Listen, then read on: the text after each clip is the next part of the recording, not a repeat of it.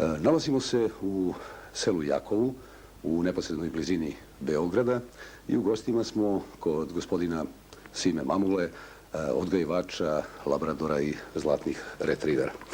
Simo, evo ako se sjećate nekih svojih početaka kao kinolog, kada je to počelo i koji su bili vaši prvi psi? Prvo leglo labrador retrivera, koji je u stvari moj početak sa rasnim psima, bilo je negdje kad smo se uselili u ovu kuću, 82. godine. 7-8 godina kasnije imao sam i nemačke ovčare i njima sam se bavio također nekih 7-8 godina. U međuvremenu, otprilike kada sam se bavio ovčarima, u tom periodu sam počeo i sa zlatnim retriverima. Labradori su, znači, bili naša prva ljubav i sa njima smo do sada i postigli najveće rezultate. Kod nemačkih ovčara također je bilo dosta zapaženih rezultata, ali naravno sa 3 rase jako je teško. Preno smo voljeli i ja i moja supruga sve 3 rase. One su nas ispunjavale, čini mi se, podjednako, ali poslije 7-8 godina, posljednjih dobrih pokušaja, dobrih rezultata, čak na izložbama, praktično smo prestali sa uzgojom nemačkih ovčara. Imamo tu još jednu kuju, što kažu sebi za ljubav. I nastavili smo, naravno, sa labradorima i zlatnim retriverima i mislim da su tu ti rezultati koji možda odgajivačnicu Simonis obeležavaju, koja je prepoznatljiva sa jednim modelom koji je zapažen kod nas, pa čini mi se sad i malo šire. Ja moram opet malo da vas vratim na neke početke. Naime, šta je zapravo bilo u tim psima, u labradorima i zlatnim retriverima, da ste evo njima vi verni više od 2 decenije? Naime, vi ste se njima počeli još u ono vreme kada su oni na našim kinološkim prostorima bili relativno retki kao rase. Da. Pazite, otprilike kad smo došli u kuću, kad smo se uselili u kuću, kad smo došli iz Beograda, odmah je bio u konceptu neki pas koji će biti u dvorištu. Znate, to potiče još možda iz djetinjstva i kad smo dočekali tu priliku, u principu nisam mnogo razmišljao šta to može biti, jer psa birate praktično prema mogućnostima svojim, prema uslovima koje možete da pružite psu i prema samom sebi. Tako sam došao na neku ideju o labradoru koji je i za mene bio mala nepoznanica, znate. Ali ono zašto sam ostao najduže sa tim psima i verovatno ćemo ostati do kraja sa njima, naravno, to je ono što, pored tog eksterijera koji je naravno po meni dobar, to je za mene i lep pas, ali najviše mi je privuklo to što taj pas nosi u glavi, znate. Kada radim neke kombinacije sa psima, kada pravim neke skice parenja, uvijek imam u vidu i taj deo, znači da pored tog eksterijera koji je poenta, koji je u principu komercijalna kinologija, uvijek imam u vidu da taj pas ima, znači, i svoje ostale karakteristike, karakter, radne osobine, stabilnost. Tako da kod labradora sam naravno to sve našao. To je jedan, kao što znate, sportski lovački pas koji je upotrebljiv u više oblasti. To su vodiči slepih broj 1, to su psi za drogu, eksploziv. Ja sam inače član policijskog kluba za vodiča i dresera pasa. Dosta s njima sarađujem po pitanju retrivera.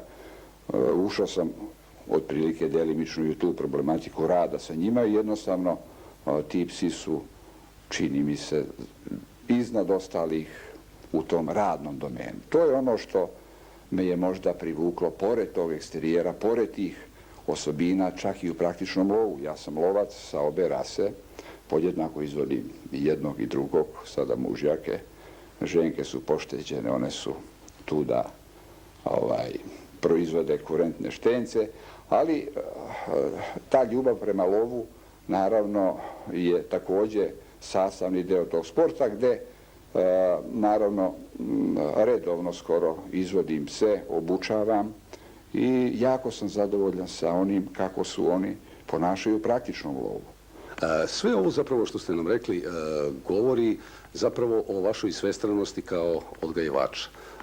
Mnogi držaoci i imaoci labradora i zlatnih retrivera prije svega su ih pretvorili, možemo tako slobodno reći, u kućne maze. Međutim, evo vi kao odgajivač zapravo sa njima radite praktično sve ono za što je taj pas genetski predodređen. Ono što također vas izdvaja kao odgajivača, to je i što vi pridajete i pre svega i veliki značaj eksterijeru tih pasa. O tome govore brojni pehari, diplome, nagrade koje ste dobili na izložbama i u zemlji i u inostranstvu. Koje biste od vaših pasa koje ste do sada imali izdvojili po tim nekim i radnim osobinama i po eksterijernim? Pazite, iz mog odgoja iz ranijih vremena do dolaska engleskih pasa moj odgajivač, bilo je jako solidnih eksterijernih primjeraka koji su, pazite, bili poneki i u praktičnom lovu upotrebljivi i tako dalje, ali možda pre Sema Rodžbija i Sansua barona Simonisa, ja bih mogao da izdvojim par pasa. Naravno, bilo ih je puno. Naša produkcija pasa je bila zaista dosta velika, ali možda, recimo, ostao mi je nekoj finoj sećanju i uspomeni jedan od mojih pasa iz mojih starijih kombinacija, znači nekih češko-mađarskih krvnih linija, onoga što se tad moglo naći na ovom tržištu, Hrvatska, Slovenija i tako dalje. Možda, recimo, Leri Simonis, sećam se, jedan savršen pas za koga je Margaret Huber tada rekla da je pas za Evropu.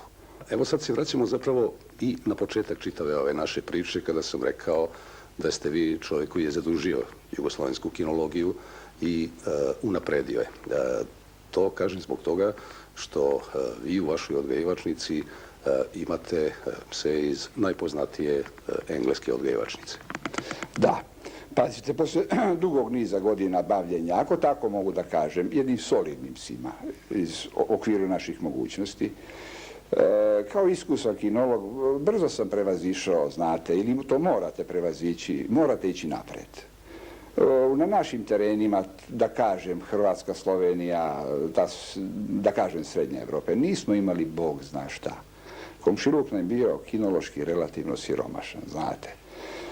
Dugo sam se spremao da konačno zadovoljim neke svoje davne želje, težeći jednom psu koji će ipak biti nešto što do tada nisam imao.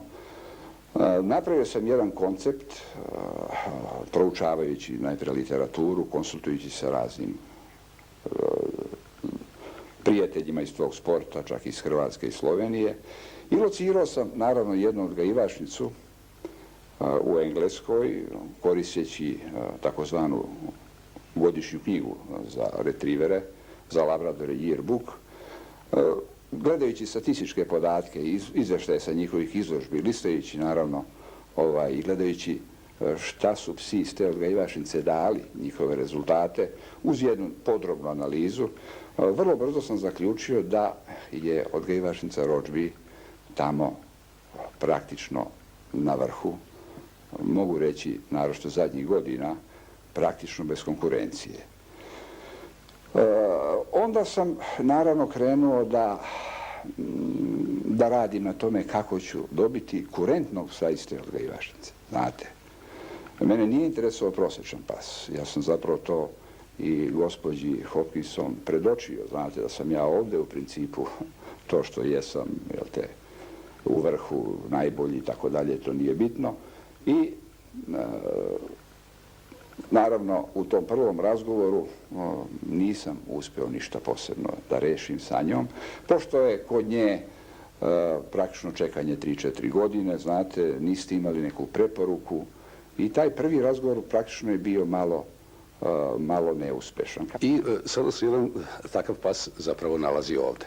To je, možemo slobodno reći, svetski vrh što se tiče zlatnih retrivera i labrador retrivera. I ono što je također važno, vi sada imate ovdje jedno izuzetno leglo.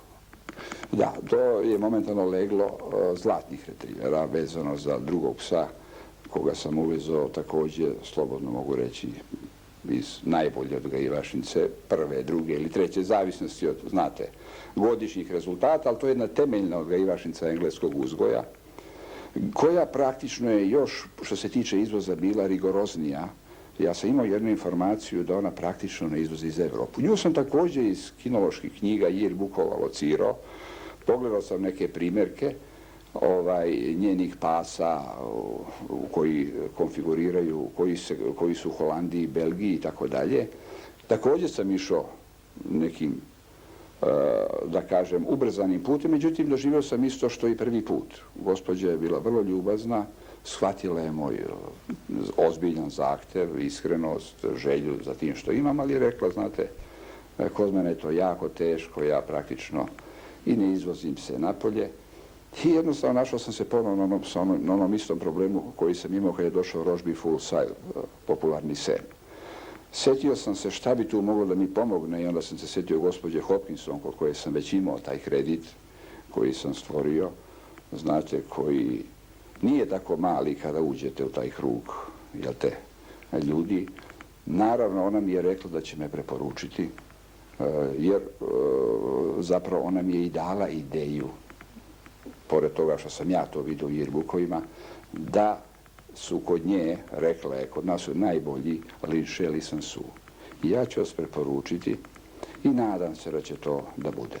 Drugim rečima, ovi štenci koji su ovdje, oni zaista bi trebalo da dođu u prave ruke pravih odgajivača koji zaista žele da nastave neku takmičarsku karijeru sa njima. Kada već govorimo o takmičenjima, vi ste praktično na domaćem planu postigli sve što je moglo da se postigne. Zato vas sve manje i viđemo zapravo na našim izložbama.